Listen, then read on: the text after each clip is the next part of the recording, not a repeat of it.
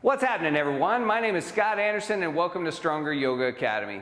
In this video, I'm going to guide you through the fundamental flow. And that's exactly what it sounds like. It is a flow of poses that are fundamental to having a strong yoga practice. A couple things to know before we begin. One is that this video is suitable for all levels. If you're a beginner, if you've never done yoga before in your whole life, you can feel like you can practice to this video. And also, don't be surprised if you're an advanced practitioner and you gain some new insight into how to perform these poses. The other thing I want you to keep in mind is that for all of the poses I'm going to do in this flow, there is an accompanying video online that you can access by clicking on any of these title cards in the upper corner here. So as I'm doing the pose in the flow, it'll alert you that there is a more in-depth video that you can watch. And you don't need to be interrupted and watch those every time they come up, but know that they are there as an online resource if you need more information on how to improve the biomechanics or the strength of a yoga pose. So if you're ready to begin and you've got your yoga mat, let's step to the top. Look down at your feet, point your toes straight forward. Let's take a second to slide the left foot back and flip the toes over. So you're pressing down into the top of the big toe knuckle, and then lift your left leg into the air. Now I've got my thigh parallel to the floor here, as you can see, but I'm not leaning back to hold my leg up. So be conscious of whether or not your groin is thrusting forward when you hold your leg up. Try to pull the groin back, lift the chest up, point the foot down, and now heel to your butt. Bend your standing knee. Step back as soft as you can. We're stepping back into the lunge. And I often tell my students it should feel like you're trying to step onto a carton of eggs without breaking them. And the reason is it takes power to be graceful. Now that we're in our lunge stance, reach your hands up into the air. You can reach straight up. I like what's called a full skull hold. And that's not me weaving my fingers at the back of my head. And I'm also not on the top of my head. But basically you slide the thumbs over the ears, wrap the fingers around the skull, elbows are close to the nose. Now, if I want to make this pose a little bit easier, all I got to do is step or slide the back foot forward. It's a little bit more manageable. And if I'm in a good lunge and I want to make this a little bit more challenging, I'm going to hold the head, elbows in, armpits back, and I'm going to slowly draw my elbows up. Notice that the back heel is high and the back leg is straight. And I'm trying to actually use the center of my back to push my heart up to the front of my ribs or to the ceiling as I look up. The front foot, the right foot, is trying to hold the mat down, and the back foot is energetically trying to drag the mat forward. So there's a lot of activity in the legs. I'm not just standing on them. Bring your hands to your chest, lean forward. Thumbs touch the sternum. And then rather than dropping the elbow to the knee, like we would classically, we're going to just lift the crown of the head away from the back heel, thumbs at the sternum, and turn.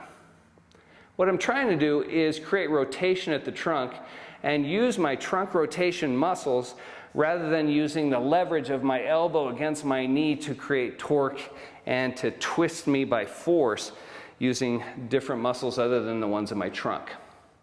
Again, my right foot, right there, is trying to hold the mat down. I'm literally trying to stomp my footprint into the floor. Now, if I want to twist a little bit more, I'm not going to try to turn my chest more. I'm going to try to correct any of the rotation that's occurring at my hips. I might bend the back knee a little bit and push down into the ball of the back foot to help keep the hips from turning with the shoulders. Last position is a pyramid. So you can step the back foot in.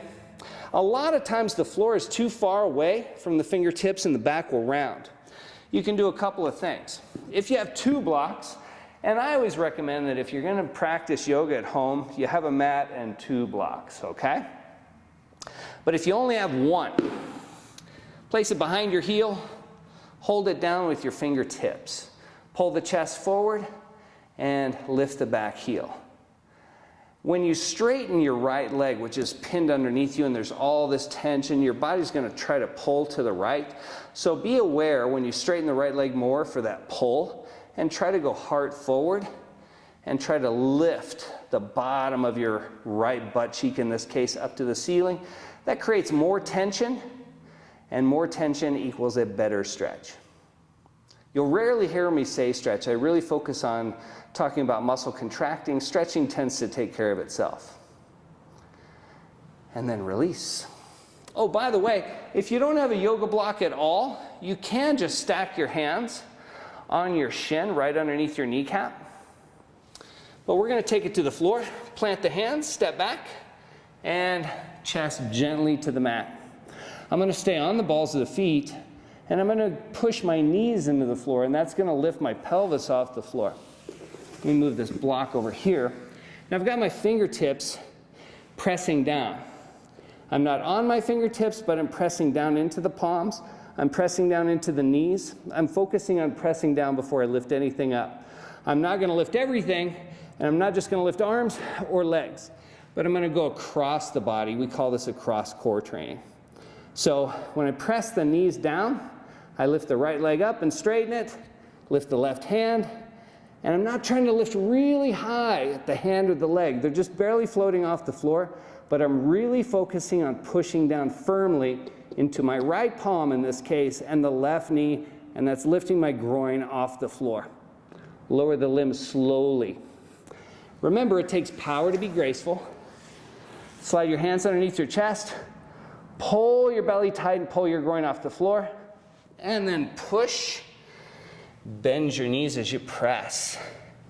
And feel totally okay with just taking a moment to wiggle and bend one knee at a time. When you're ready to restart, lift your right leg up, step as softly as you can, and instead of coming back into the lunge, we're going to turn. Take a moment to slide your hips from side to side. So if the back camera is just sort of staring at my butt right now, I apologize. But just take a moment to bend one knee at a time. And then we're going to take it all the way up and turn the right foot back to the top of the mat. And we're going to start doing a couple of open hip positions. So we're going to start with Warrior 2. Usually at this point I know I need to widen my feet. But the important thing to know is it's okay to wiggle. It's okay to fidget a little bit until you feel like, well, that foot belongs there and that foot belongs there. Those toes are pointing in the right direction. And I can take that valgus out of my knee by pressing out. Reach your hands away from your heart. Flip your palms up. I like to imagine I grab sand on the beach and I'm going to let it fall out of my hands. We're going to lift the collarbones, lower the shoulders, and we're going to lower the hips by bending the right knee, but lifting the glutes. And you should also feel okay about creating a little bit of softness even in that back knee. Never want to lock out our limbs. It locks out the potential for movement. And I think that we can be very dogmatic about yoga poses and needing to feel like they're stiff and they're concrete and they're hard. And it should feel like what we are. We're made of water. Let's transition. We're going to take the left hand, place it on the lumbar. You could also place it on your hip, but try lumbar. Take your right hand, reach straight up for the ceiling. And I'm not going to turn. I'm just going to laterally bend, which is sideways. That means I'm trying to lower my left shoulder towards my left ankle. I'm trying to maintain my lunge in the right knee. Typically, when we reach back, we tend to straighten the leg. We also might keep the knee bent, but bend the elbow. Those are two ways in which we reduce the tension in the line. So imagine trying to drop a microphone and not drop it on your head, possibly even drop it on your foot. So really lower that shoulder and then release. Straightening the right leg, reaching forward. It feels like your hip is on the counter and the waitress forgot to bring you the ketchup. So you got to reach over and grab it, all right? You can place your hand on your shin. It's better strength-wise if you don't have something to rest on to place the back of your hand. on the inside of your leg, somewhere between your knee and your ankle. Reach your left hand up. Now to press my right calf into the back of my right hand, I might lift the right pinky toe. I might place it back on the floor, but this is a good reminder. As soon as you lift the pinky toe, the others might come up with it, but it'll immediately put pressure on the ball of your big toe. And that's sort of the anchor point of our balance. I'm going to actively try to draw my left hip up towards my left armpit, and that means that my left side body is shortening, and that means there's more tension on my right side. I don't say stretch much. Usually I'll talk about tension. That's a better way to think about what we're doing. Last position, left hand to the hip. My right hand, when I place fingertips on the floor, I call that a spider because it looks like a little spider. So also I'm not gonna push or kick off my back foot. I'm not gonna use speed or momentum. I'm gonna use grace and poise, right? So if I can't lift my left foot where it is, I'll slide it forward and then lift. As soon as my foot comes off the floor, I'm pointing the big toe. And I can leave my hand here. You can also place a block under your hand. Remember, the block helps bring the floor up to your hand if necessary. And the cool thing is you can tilt it to any orientation, right? Or maybe you go without the block. You can always place your hand right where it was in triangle on the inside of the calf. Reach up with the left. You could reach forward with your right, palm up. You could also reach left hand forward, palm down, like you're holding a ball above your head. And release. Step forward into a squat.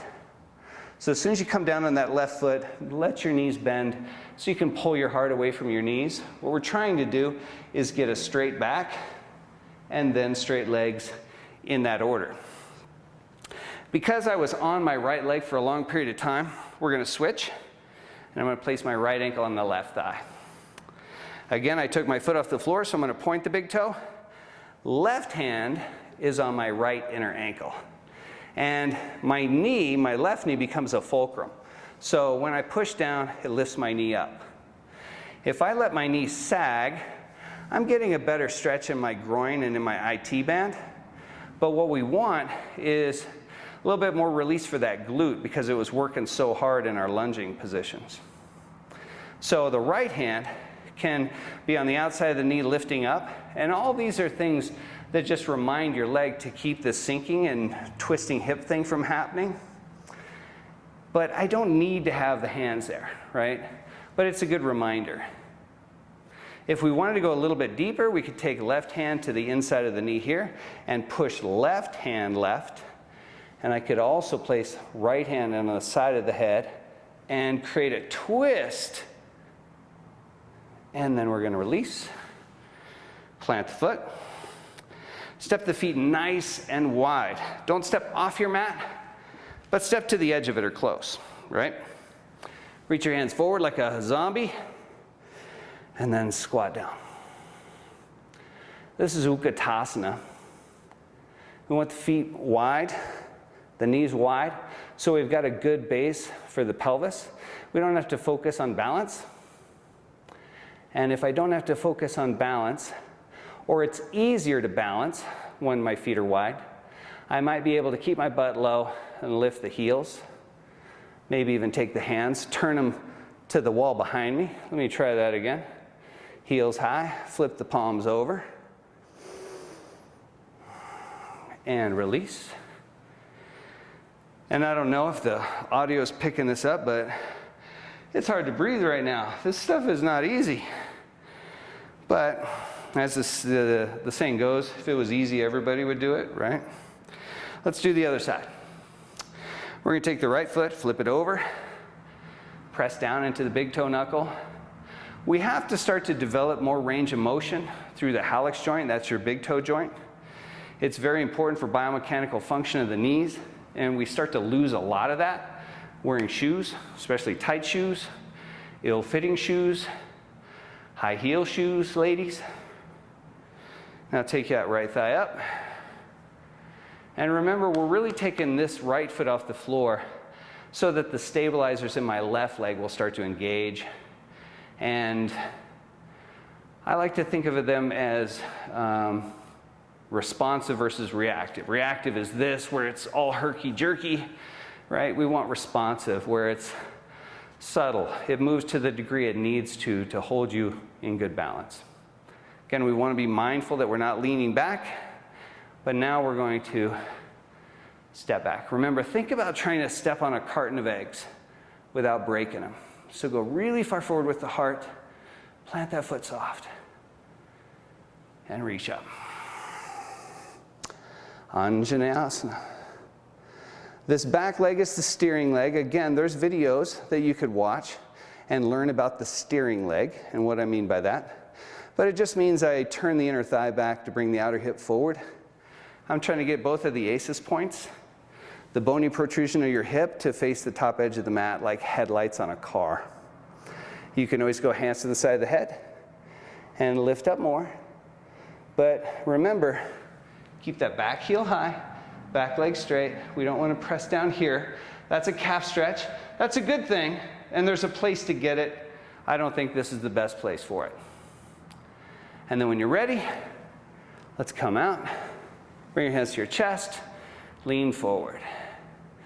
Now before I twist, I'm really going to try to create a good footprint on my mat on that left foot. That's my support foot. My back foot is my stability foot. Thumbs touch the center of the chest. And then I'm going to try to turn my chest away from the wall, but especially the side camera here is going to be able to pick up the fact that when I turn my chest, my hips are going to turn with it, right? So rotation is one thing, but if we want to really affect better range of motion, we also have to learn how to prevent rotation somewhere. So I'm trying to prevent it at my hips so that my shoulders do all the work. I'm going to turn and grab the blocks. Now, a good metaphor for that, while you're straightening your legs, as far as rotation goes, is think about a jar of peanut butter and the lid on the jar, right? Now, if I'm just holding the jar by the lid, I can't unscrew it. Like, you have to hold onto the jar with one hand and turn the jar lid with the other. Something has to stay put, in other words. Now let's get back to this pyramid pose. I want my heart to go forward. We're trying to prevent that feeling of turtle shell shape where we're rounding our back, and that's because the back surrenders to the tightness of the hamstring and the pull on the pelvis. So we want to push into tension. Don't worry about bending this back knee yet. We'll talk about that. But just imagine trying to slide your mat forward with your left foot. Just try to slide it forward, because that's going to really engage your quads. It's going to straighten your leg. But as long as you keep your chest lifted rather than collapsing, you're going to maximize tension. Tension is a better way to think about stretching. There has to be enough tension on a guitar string in order for it to be in tune, right? And that's what we're trying to do. At the end of the day, we're trying to tune the body. Take one more deep breath here in your pyramid, lifting the bottom of your left glute as you try to slide your mat forward. And you can always increase the tension by bending the back knee. Release. I'm going to lower my knees here, or to the knee, so I can just move those blocks to the side. We're going to plant the hands, step back, and chest gently to the floor. Stay on the balls of your feet. Slide your hands forward, press down into your knees, and lift, this time, the left leg and the right hand. Don't lift them high. Point your left big toe and push down hard into the floor with your left palm and your right knee. You're literally trying to get your groin off the floor. Melt softly. Takes power to be graceful. Sorry to keep repeating that. Slide your hands back. Pull your groin off the floor. Tighten your belly and push. And as you press, bend the knees. Move around.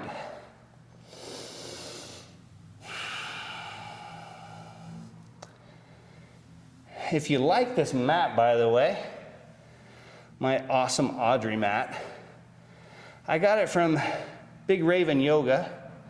Shout out to Big Raven Yoga. They have hundreds of designs, and I think it really makes a unique statement, more so than just the black or the blue yoga mat. Makes a statement. Okay, we bend one knee at a time, but if you bend both knees at a time and try to slide your butt side to side, you'll work a little bit deeper into the groin. I like to call this polishing a park bench, because you can't lift your butt up and down in order to polish something you're sitting on. You got to slide across it. Come up to center. Turn the left foot out. Reach your hands out. Bend your knee. Warrior two. So sometimes they say Virabhadrasana 2, Warrior 2. But usually they mean a numerical 2, like TWO. And I like to think in my head that it's Warrior 2, TOO. Like I'm a bank teller, and I'm a warrior too. Or pick your vocation, occupation, and I'm a warrior too. This is an opening pose. It's a stand your ground pose. It's a feeling of freedom, opening, but it's a little bit of a come at me bro kind of a pose. You don't have to gaze over the top of your front hand. I usually look in the same direction my heart is shining. I'm not trying to look at either hand other than to check to make sure they're almost in the same space, right? And let's transition to reverse warrior, apart to Virabhadrasana. Reach up with your left hand. Just know, most people, when they reach back, they straighten the left leg if they're reaching with the left hand. So stay in that lunge, bend that knee. Because the more you straighten this leg, the more you're taking the tension out of your inner thigh and this side body. They're tied together by your pelvis. Now, if you keep that knee bent, and you reach back and don't drop your arm on your face or try to drop your face onto your shoulder. If you're trying to contract your right side enough to hold a bowling ball that you don't want to roll down your leg and crush your ankle, then we really just focus on contracting the side, lunging into the knee, and keeping the top arm straight. Release. Next, we're going to take that spider, place it on the floor. Notice I'm toe heeling my back foot forward because I don't want to kick off of it. I don't want to use momentum to get into the next position. I want to use power. I want to use grace. So the top leg comes up, hand on the hip. Point the big toe, activate the calf. And again, you can place your hand on your shin, on a block. If you're stable, you can work a little bit harder into the side body. So by reaching forward, let's try that one more time. It's normal to fall out of a pose. It'd be normal if you didn't, because it would mean you're not really trying, right? So holding an invisible basketball above your head and step down. Squat like you're about to do a deadlift, right? You wouldn't round your back with straight legs to grab a big barbell. You'd squat down to get it. Straight back. And then we come up from there. We were loading the hell out of the left leg, so the left foot comes off the floor. And we switch. Pointing the big toe. Pulling my hips to the back edge of the mat. Hand on the ankle, hand on the knee. Just a reminder to lift the knee up, and then chest forward against the shirt, pushing my butt against my pants.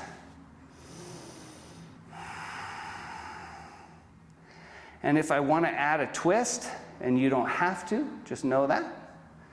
Slide the right hand up to the inner left knee, left hand to the side of the head, and then slowly turn. I'm not pulling my elbow away from my face, by the way.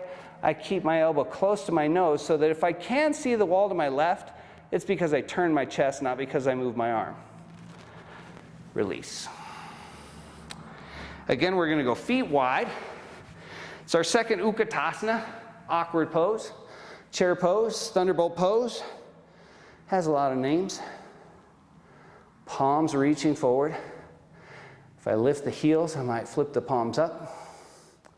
And then I might sit down, lift the heels higher, and reach straight up, and rise. Heels down. All right.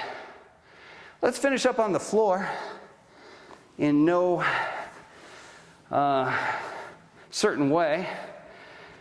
It doesn't have to be ceremonious. Bring your butt to the floor. Right leg is straight.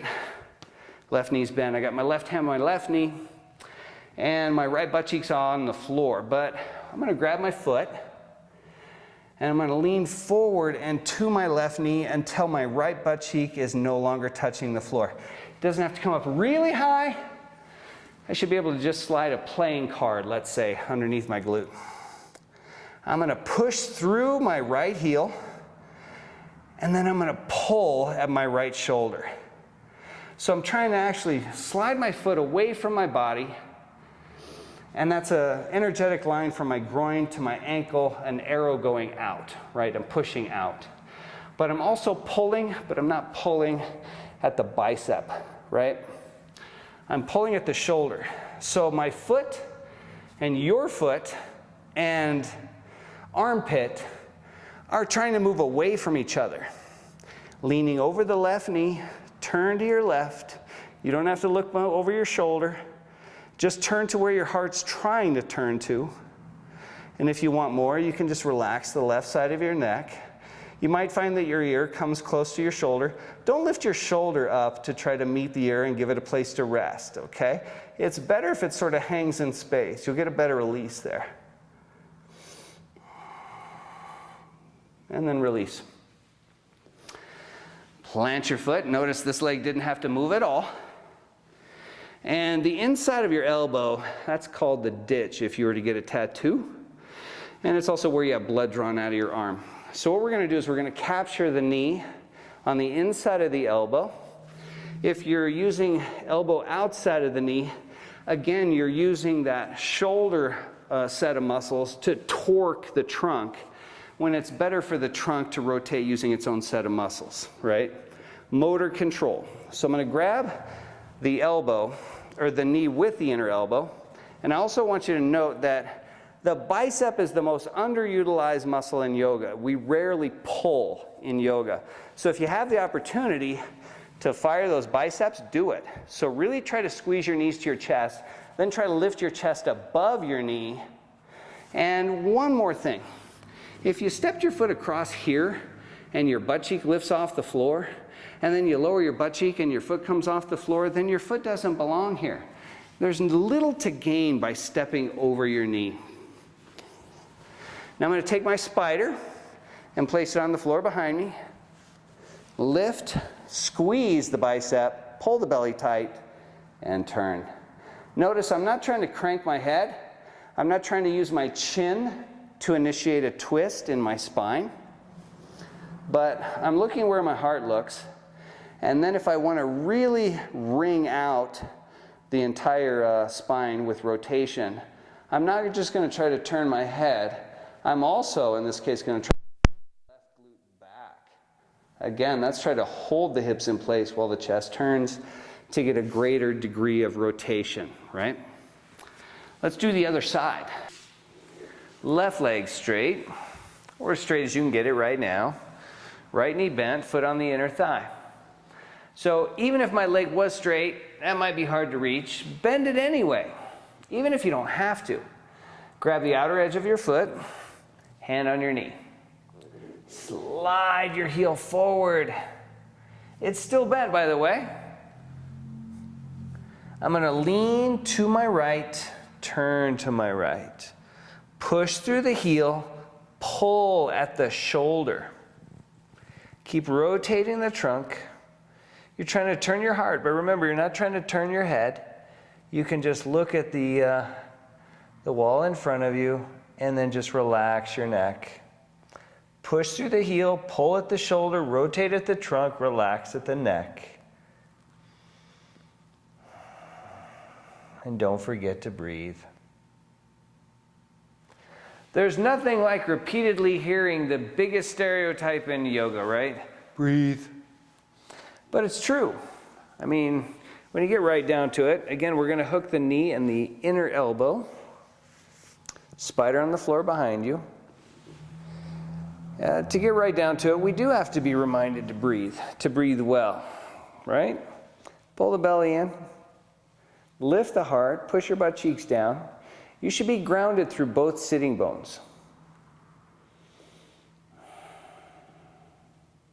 And there might have been some audio problem on that first side. So I was saying that when you turn your chest to ring a little bit more out of the spine, you can try to slide your butt cheek back. In this case, turning to the left, it would be my right butt cheek. And then turning the head. Turning the chin is the cherry on top. Remember, don't initiate a twist with the chin. Try to complete a twist with the chin. And release. And bring your legs into a comfortable position, cross-legged in front of you. Now, I do want to also encourage you, like if you're used to Shavasana, then stretch out on your mat. Do Shavasana. When I complete my practice, what I'm really doing my practice for is to prepare me for meditation. So, resting the palms on the knees, lifting the heart, sitting up straight, just breathing through the nose. Taking the opportunity to be present. Feel free to close your eyes for just a second. And just become aware of your breath. Listen to the sound of it.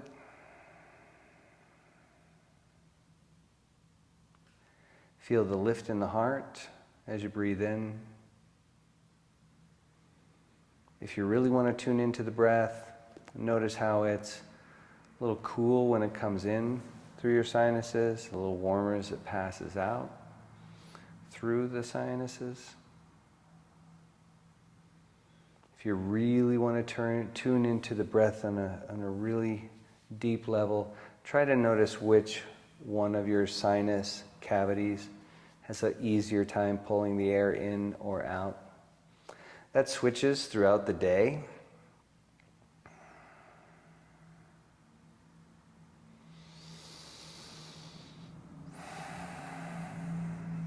Thanks for sharing your practice today. I'm glad I could be here for you. If you have any questions, please feel free to drop us a comment. If you like this video, please leave us a like. Be sure and subscribe to our channel if you'd like to see more of this video content for improving and strengthening your yoga practice. Thanks for watching, everybody.